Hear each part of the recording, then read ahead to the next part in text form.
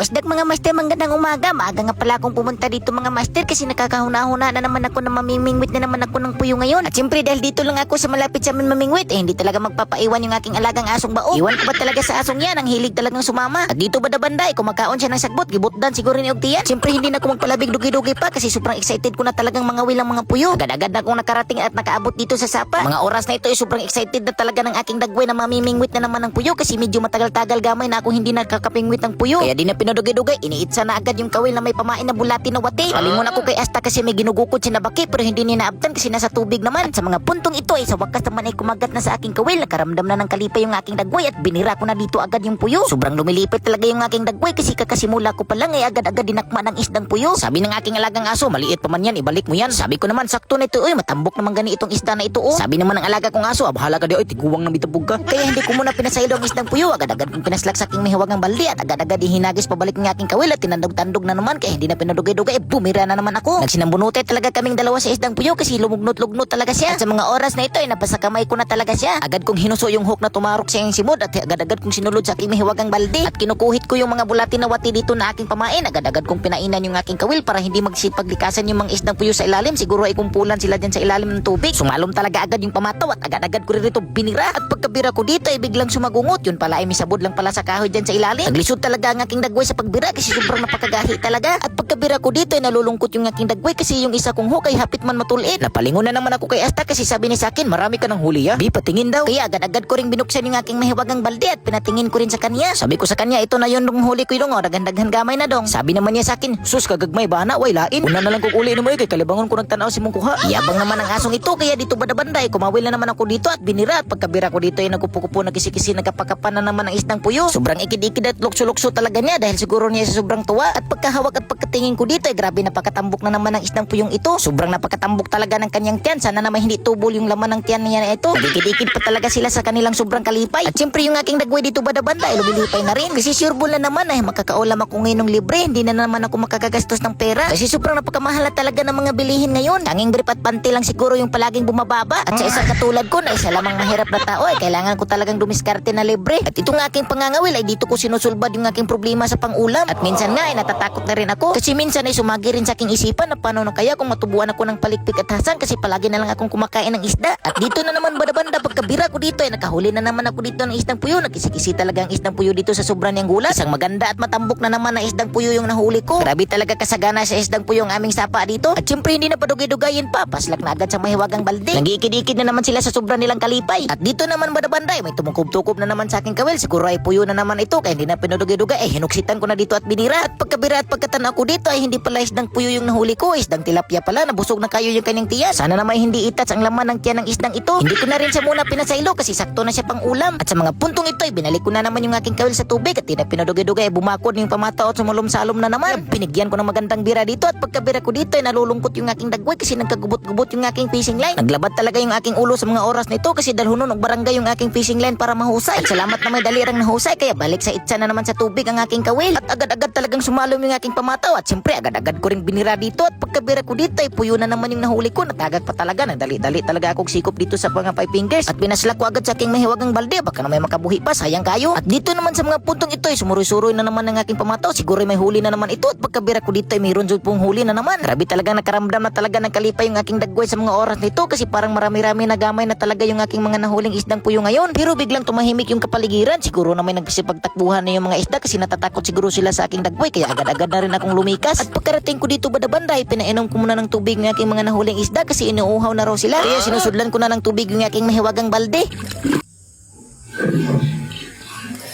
Nagtangka pa talagang umiikyas yung isdang puyo pero sa kasamang palad pagkaikyas na ay dito siya sa lanong na salpak. Kaya sabi ko sa kanya, wag ka na lang tumakas gududong kasi andyan naman yung pamilya mo sa loob. Sabi naman niya sa akin, okay. At sa mga puntong ito ay patuloy sa pagpadayan ako sa aking pagkawil-kawil. Baka na may madudugangan pa yung aking huli. Nagulat talaga ako kasi akala ko talaga walang isda dito kasi sobrang napakababaw pero pagkabira ko ay mayroon mali akong nahuli. Tapos pagkatanaw ko dito ay hindi pala ito isdang puyo, isa pala itong mayan siklid na isda. Sobrang napakalami at napakasarap ang lasa ng isdang ito. At dito po banda-banda ay may napansin akong isda na parang nag-aabang kaya hindi ko pinadugay-dugay, hinagisan ko ng kawil at agad-agad din siyang tumukob. Sobrang napaka-agresibo talaga ang isdang ito. Agad-agad talaga ning dadakmain kung anong kumakasaw sa tubig. Nakahuli na naman ako ng pangalawang mayan siklit. Medyo malaki-laking gama ito sa kanina. Sobrang lumilipay na naman yung aking dagway kasi nadagdag na naman sa aking koleksyon. Dito na naman pagkabira ko, biglang nagulat yung aking dagway kasi biglang gumahi-gahi at pagkahilos dito sumabod sa mga kahoy. Grabe talaga ng pagkadimaluso na gadyo og dagway na ako. Binigyan na naman ako ng problem solving at sa mga ilang oras na nakalipas ay natanggal ko na at balik na agad sa pangawil. At dito ay may namamatikdan ako dito na parang may hinay-hinay na humila sa aking kawil kaya binundot ko rin dito at akala ko talaga malaki yung aking huli kasi ang gahi-gahing birahin at pagkaras ako dito walang hiya, kahoy raman di ay. Gusto na siguro nitong lutuin yung aking huli kasi binigyan ako ng panggatong. Kaya sa mga puntong ito ay nakapagdesisyon na muna ako na itigil yung aking pangangawil kasi parang sakto na itong aking nahuli. Goods na ito pang ulam. Sobrang lumilipay talaga ng malaki yung aking dagway sa mga oras na ito kasi makakaulam na naman ako ng libre pati yung aking alagang asong baog.